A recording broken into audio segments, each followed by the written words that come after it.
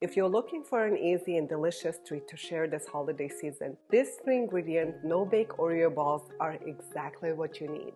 Hey, welcome back to my kitchen. My name is Shanae, and today we're going to make really easy yet impressive holiday treats. These are classic Oreo balls. And later in the video, I'm also going to share with you how you can change it up and add different flavors and whatnot. So stick around and we'll make the most delicious treats this holiday season.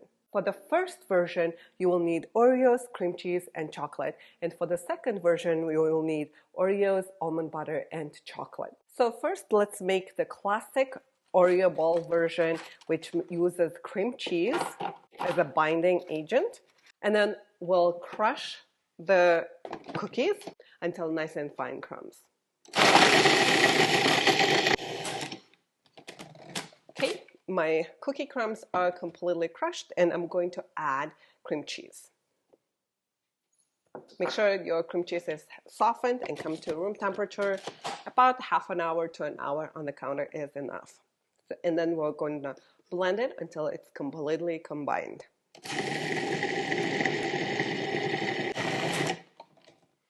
All right. My cookie mixture is combined nicely. Don't worry if it's a little soft.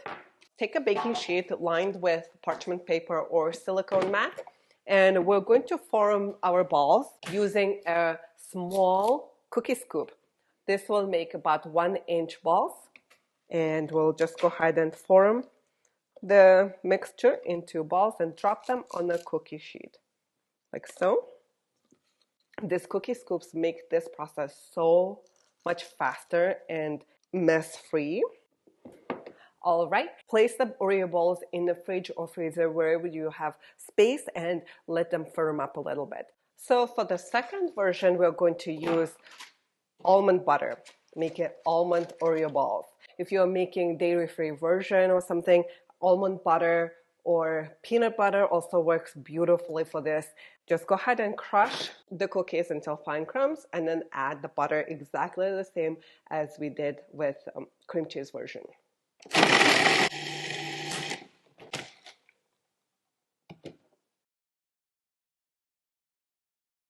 And then go ahead and mix it again until nicely blended. All right, looking great.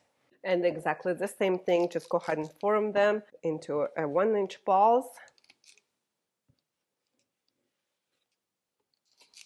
Once the Oreo balls are chilled, roll it between your hands, smooth it out nicely, and then we'll start dipping them. When ready to dip, melt your chocolate in the microwave. Ideally, you don't want to break the temper of your chocolate so they stay nice and shiny. I already have a tutorial how to temper chocolate, and in that video, I show you how to microwave chocolate without breaking its temper, and I will link it up here. If you don't want to mess around with tempering chocolate, you can always use candy melts, which I'm not really particularly a fan of because they're just sugary and there's no like awesome chocolate flavor to them. So I prefer chocolate, especially when you can melt your chocolate without breaking its temper. It's a perfect way to dip your Oreo truffles. My chocolate is nicely melted and I'm ready to start dipping. So for dipping, I prefer to use this dipping tool. I got it on Amazon. Makes the job really easy, but if you don't have it, it's totally okay. I like using a small fork with a toothpick or a stick like this, and I'll show you both ways how to do the dipping. My Oreo balls are nicely frozen. Drop it in chocolate, and using a tool, turn it around, fish it out, lightly tap it so that the excess chocolate runs down. Swipe it and then drop it upside down and it becomes perfect. You can just swirl it around a little bit if you would like. I like to use this smaller, deeper cup for dipping so the chocolate isn't spread around. Now, if you don't have this tool, it's fine. Using a fork, get out. Instead of a spoon, fork works better because excess chocolate can run down. Wipe off the excess chocolate and then using a toothpick or stick like this, slide it off the fork. See? How pretty is that? Either way works just fine.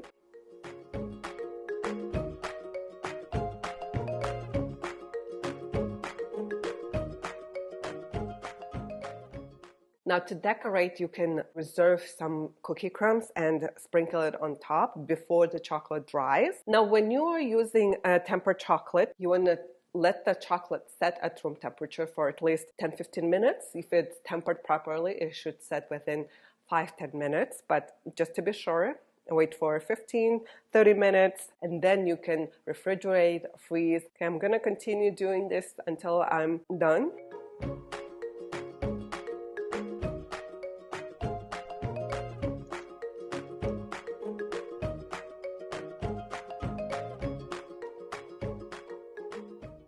All right, my truffles are all dipped. As you can see, my first few truffles are already starting to set. That means my chocolate was tempered properly. Ideally, you want to test it before you start dipping, but I know my method works flawlessly. So now I'll just let them set at room temperature completely, and then we'll be able to pack them up. Now you can make different flavored Oreo balls, and there's limitless possibilities to flavor them.